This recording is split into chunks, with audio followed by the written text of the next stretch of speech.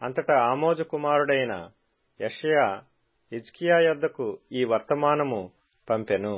ఇశ్రాయేలీల దేవుడగు యెహోవా సెలవిచ్చినదేమనగా, అష్షూరు రాజైన సన్హెరీబు విషయమందు నీవు నా ఎదుట ప్రార్థన చేసితివే. అతని గూర్చి యెహోవా సెలవిచ్చు మాట ఏదనగా, సీయోను కుమారి అయిన కన్యక నిన్ను దూషణ చేయుచున్నది, ఆమె నిన్ను అపహాస్యము చేయుచున్నది.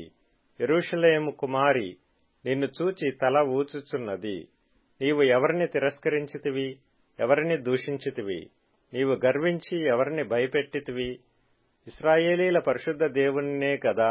26వ వచనాన్ని తర్వాత 29వ వచనాన్ని, నేనే పూర్వమందు వీటిని కలుగజేసితిననియు పురాతన కాలమందే దీని నిర్ణయించితిననియు నీకు వినబడలేదా?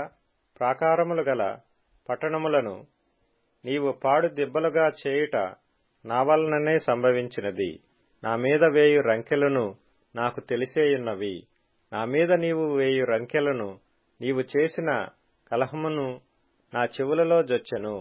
నా గాలము నీ ముక్కునకు తగిలించెదను, నా కళ్ళెము నీ నోటిలో పెట్టి నిన్ను మళ్లించెదను.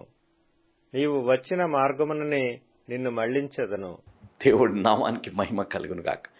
వ్యతిరేకత వచ్చినప్పుడు నిరాశ నిస్పృహలోకి ఉండిపోకుండా, దేవుడి నుంచి దూరమైపోయి దేవుడికి వ్యతిరేకంగా జీవించే విధంగా ఉండకుండా ఆయన దేవుడి వైపు తిరిగారు. ఎప్పుడైతే దేవుడి వైపు తిరిగి ఆయన ప్రార్థన చేయగా ఈ వచనాలు 21వ వచనం నుంచి 23వ వచనం, 26వ వచనం, 29వ వచనం ప్రాముఖ్యంగా మనం గమనిస్తే ఇక్కడ జరిగింది ఏంటిది?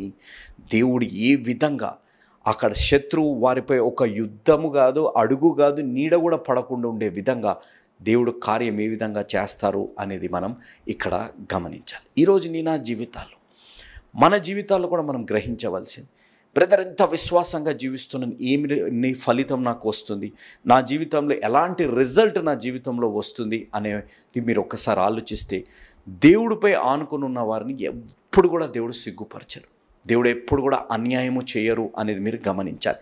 నేను మనుషుల గురించి మాట్లాడుతున్నాను. మీరు ఈ వీడియోని చూడండి. లేడి పిల్ల అనగా దుప్పి పిల్ల ఏమైంది? ఆ దుప్పి పిల్లలు అన్నీ 2-3 అన్నీ ఒక రాయిపై ఆగిపోయాయి. హైనాస్ అంటారు, అంటే నక్క జాతికి చెందినవి, లేకపోతే వేరే ఇవి క్రూర మృగాలు అన్నమాట. అవి వాటిని తినడానికి ప్రయత్నిస్తున్నాయి. తినలేకపోతున్నాయి. ఎందుకనగా అవి అలానే నిలబడ్డాయి, కదలట్లేదు. అవి కిందకి దిగాలంటే జారిపోయి ఎక్కడ పడిపోతాయనే భయంలో క్రూర మృగాలు ఉన్నాయి.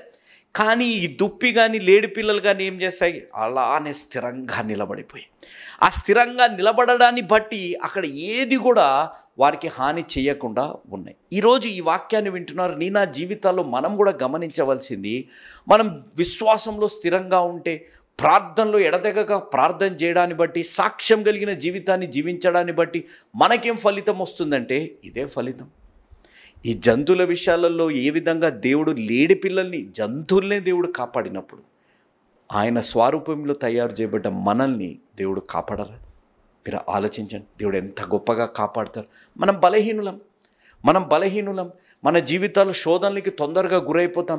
ఇతరులు చేసింది మనం చేయాలనే ఆతృతి మన జీవితాల్లో ఎక్కువగా ఉంటుంది. మనం ఏదైనా కష్టము, శ్రమ, నిరాశ, నిస్పృహ లాంటి మాటలు వస్తే లోకరితమైన జవాబుల కోసం వెతికే వాళ్ళమే.